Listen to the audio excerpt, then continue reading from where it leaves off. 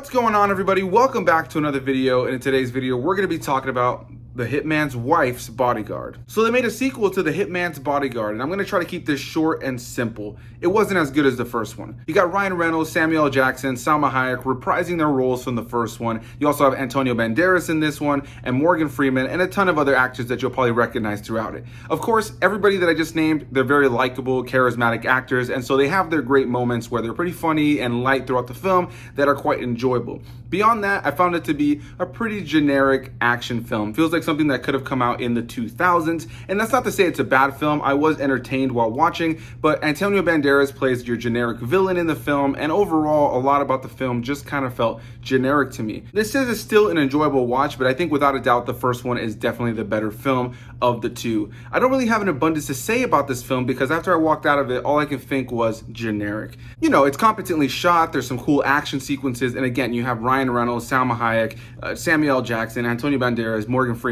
You're bound to have some moments where you laugh or you're into what's going on. But by the time the movie was over, I really didn't care about the characters, the story, the stakes, or anything that was really happening really between the characters. I was just kind of sticking around for the fun quips and the funny moments between these characters. And you know, it definitely delivers on moments like that. But by the time the movie was over, once again, I just was not attached to these characters and the story.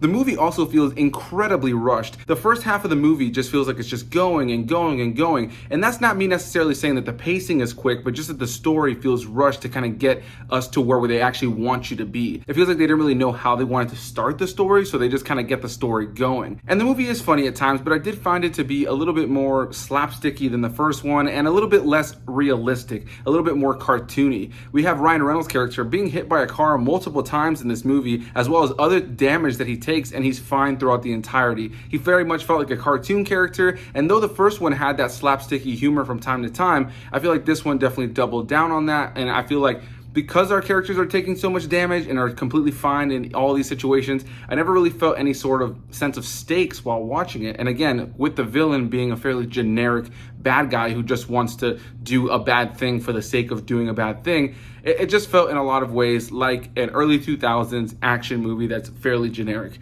Not a bad movie. Is it worth watching? Maybe not in theaters, but if it ever comes out on a streaming service or anything like that, you know, it's not a bad watch. It's definitely worth watching at least once. I think if you're a fan of the first one, it's definitely worth watching. And that's the thing too, I feel like if you haven't seen the first one, just based on how they set up the story for this one, you're gonna be a little bit lost as to who these characters are and kind of their connections. You know, it's a sequel, so they always expect that you have seen the first film, but I feel like this one didn't really do a good job of setting up who these characters are right out of the gate. It kind of just gets going, which is fine, but in a lot of ways, it started to feel rushed. We're going to tons of different locations where we're introduced to a bunch of different characters right out of the gate that are all going to different locations, and at a certain point, you kind of forget that certain characters are even in the movie, and it kind of felt like trying to speed run a video game. There's story there's probably cut scenes, there's probably characters that are giving you lines of dialogue as you're running by, but quite frankly, you're just kind of interested in the action and the fun elements, and you're skipping through all the story. And so that's kind of how I felt about the earlier part of this film. So